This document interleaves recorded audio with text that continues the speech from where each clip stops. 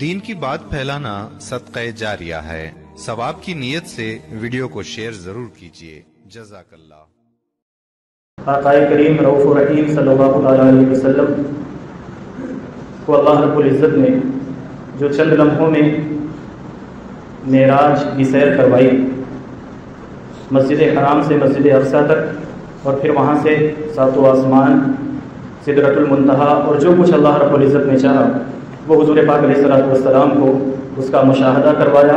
حضور پاک علیہ السلام کو اس کا نظارہ کروایا، دکھایا۔ بہت سے لوگ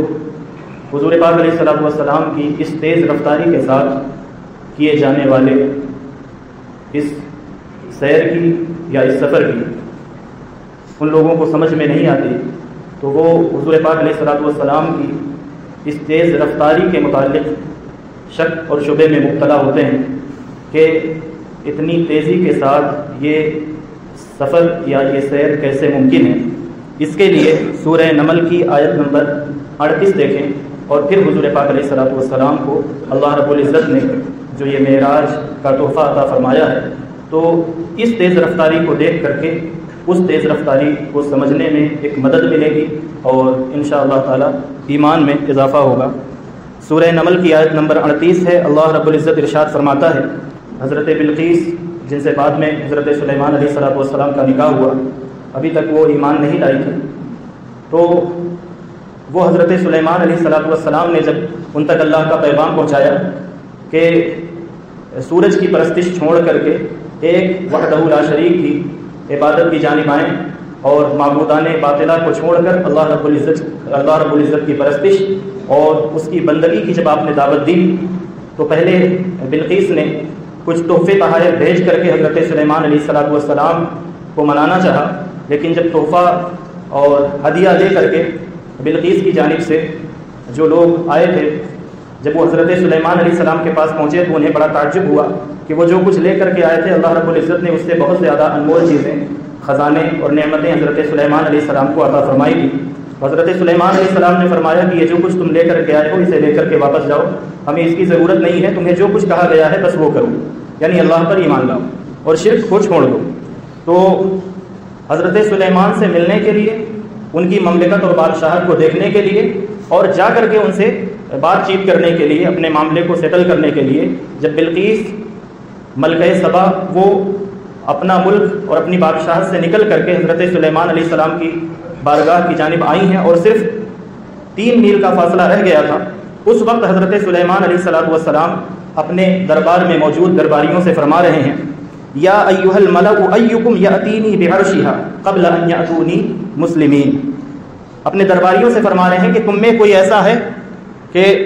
بلقیس آنے والی ہے، یہاں پہنچنے والی ہے،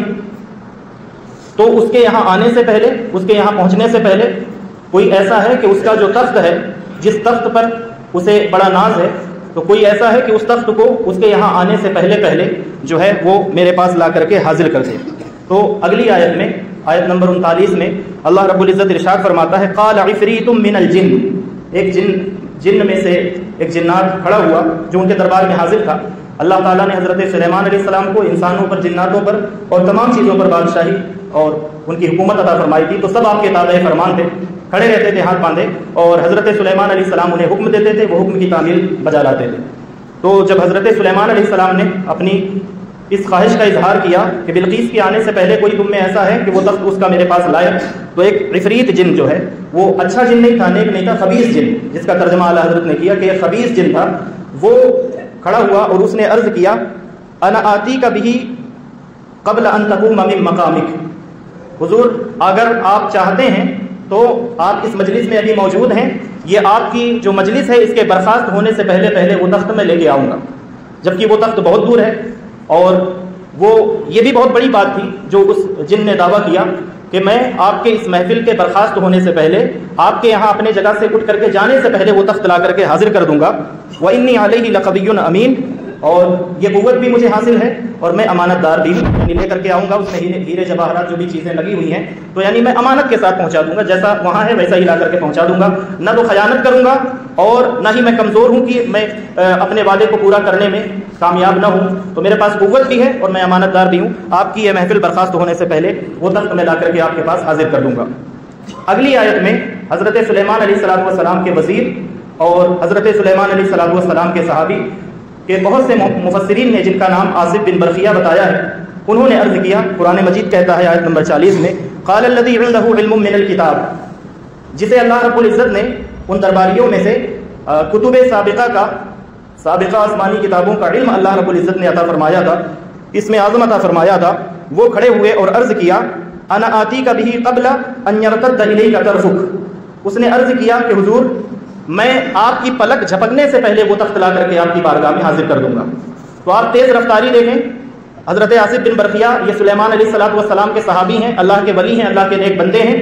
اور پرانی آسمانی کتابوں کے عالم ہیں، نبی نہیں ہیں، رسول نہیں ہیں، اس کے باوجود آپ کی طاقت کا، آپ کی قدرت کا اور اللہ رب العزت کی دی ہوئی صلاحیت کا یہ عالم ہے کہ کہتے ہیں کہ آپ کی پلک جھپکنے نہیں پائے گی، اور پلک جھپکنے سے پہلے میں وہ تخت بلقیس لا کر کے آپ کے قدموں میں حاضر کر دوں گا۔ فلما رآہ مستقرا عنده قال هذا من فضل ربی، حضرت سلیمان علیہ السلام سے یہ بات ہو ہی رہی تھی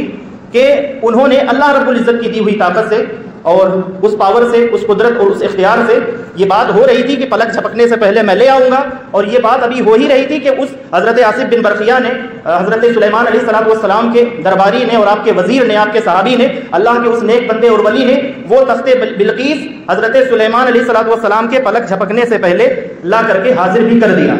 تو